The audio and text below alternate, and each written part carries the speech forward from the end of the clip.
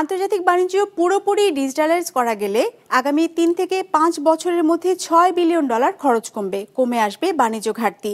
এজন্য দেশের ব্যাংকগুলোর প্রযুক্তিগত সক্ষমতা বাড়ানোর পাশাপাশি দক্ষ জনবল তৈরিতে বিনিয়োগ বাড়ানোর পরামর্শ দিয়েছেন বিশ্লেষকরা, তাগিদ দিয়েছেন দীর্ঘমেয়াদী নীতি প্রণয়নের। সোমবার রাজধানীতে বিআইবিএম আয়োজিত কর্মশালায় এসব কথা উঠে আসে।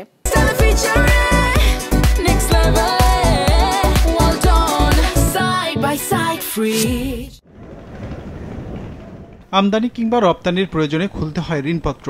এর বাইরে ব্যক্তিগত লেনদেন বা রাজস্ব প্রদান অথবা বন্দর থেকে পণ্য খালাস সব ক্ষেত্রেই ব্যবহার হয় কাগজের। এতে সময়ের সাথে ব্যয় হয় অতিরিক্ত অর্থ, যা থেকে বেরিয়ে আসতে চায় দেশের ব্যাংকিং খাত। তবে সেজন্য যে প্রযুক্তি কিংবা অবকাঠামোর দরকার, তার ঘাটতি আছে দেশে।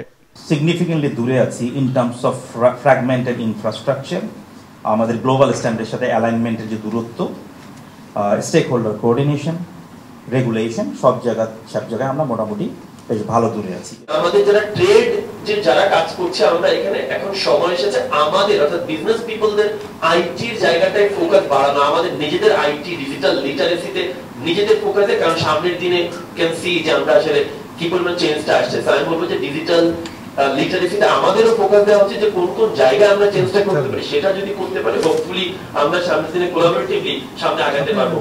রাজধানীতে বিআইবিএম আয়োজিত কর্মশালায় বলা হয়, দেশে বর্তমানে যে ৬২টি ব্যাংক রয়েছে তার একটিও সম্পূর্ণ ডিজিটালাইজড নয়।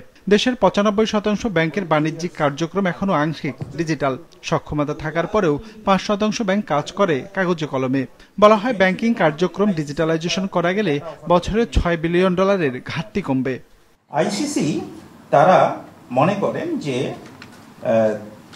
ফুল যদি ডিজিটালাইজেশন করা যায় তাহলে 3 to 5 years এর মধ্যে $6 বিলিয়ন কস্ট কম করা সম্ভব। ট্রান্সমিশন ফুললি ডিজিটালাইজ আছে, payment fully digitalise, but bank to customer এটাকে আমরা মনোযোগ দিতে হবে এবং শিপিং ডকুমেন্ট ডিজিটালাইজেশন করা এবং কাস্টম রিলিজের এটা ডিজিটালাইজ করা। অনুষ্ঠানে জানানো হয়, ব্যাংকিং কার্যক্রম পুরোপুরি ডিজিটাল হলে একদিকে যেমন স্বচ্ছতা ও জবাবদিহিতা নিশ্চিত হবে, সেই সাথে কমবে ঝুঁকির পরিমাণ। এজন্য ব্যাংকগুলোর প্রযুক্তিগত সক্ষমতা বাড়ানোর পাশাপাশি দক্ষ জনবল তৈরিতে বিনিয়োগ বাড়াতে হবে। আর তা করতে দীর্ঘমেয়াদী নীতি প্রণয়নের তাগিদ উঠে আসে আলোচনায়। সবাইকে আমরা একটা প্ল্যাটফর্মে নিয়ে এসে একটা রোড ম্যাপ তো আমার লাগবে।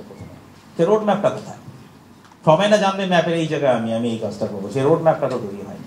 এবং সেটা তো পলিসি লেভেল থেকে আসতে হবে, সেটার মধ্যে গভর্নমেন্ট এজেন্সিকে থাকতে হবে, সেন্ট্রাল ব্যাংক থাকতে হবে। Building skills and institutional readiness, capacity development for bankers, exporters, importers and regulators is crucial. Technology alone is not enough. We need skilled people who can run, supervise and innovate within these systems. ব্যাংকগুলোকে digitalized করার পাশাপাশি গ্রাহকদেরকেও এর সাথে অভ্যস্ত করে তোলার পরামর্শ দেন বক্তারা। রঞ্জিবুল মিজান, বিজনেস রিপোর্ট, মাছরাঙা টেলিভিশন।